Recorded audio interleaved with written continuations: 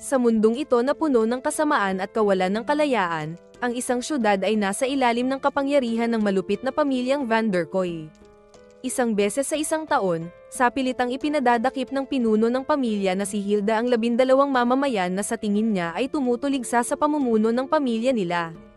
Ang mga tinuring na rebelde ay isinasali sa taunang okasyon na tinatawag na The Calling, isang pagdiriwang kung saan ay pinapatay ang mga dinakip sa harapan ng maraming audience at napapanood ito ng live sa TV.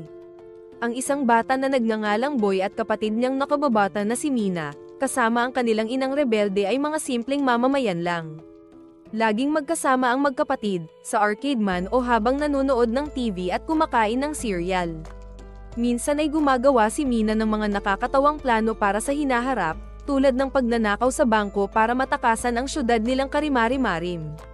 Sa galit sa diktadura ay ipinapakita ng dalawang magkapatid na hindi sila natatakot at sinesenyasan ang estatwa ni Hilda ng 5 daliri na nakataas ang gitna nito. Sa kasamaang palad, napili rin ang magkapatid para sa The Calling, at napilitan si Boy na panoorin habang pinapatay ni Hilda ang kanyang pamilya. Nasugatan din siya at iniwan sa gubat ng akalaing siya ay patay na.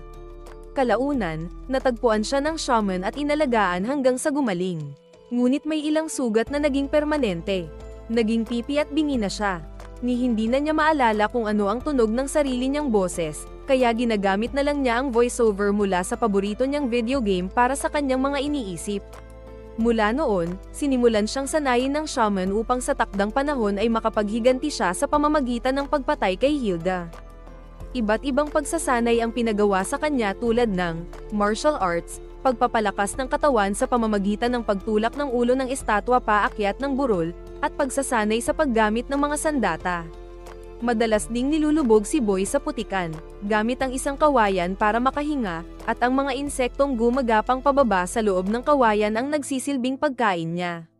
Kapag umahon siya mula sa putik ng mas maaga ay pinapagalitan siya at muling binabaon. Si Boy rin ang gumagawa ng lahat ng gawain sa kanilang tahanan at ang tanging kaibigan niya ay mga salagubang.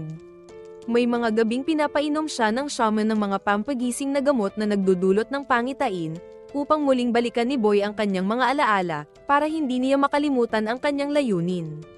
Ngunit kadalasan, puro kakaibang nilalang at galaw ang nakikita niya sa paligid. Minsan ay bumibisita si Boy sa syudad para mag-practice ng pagbabasa ng labi.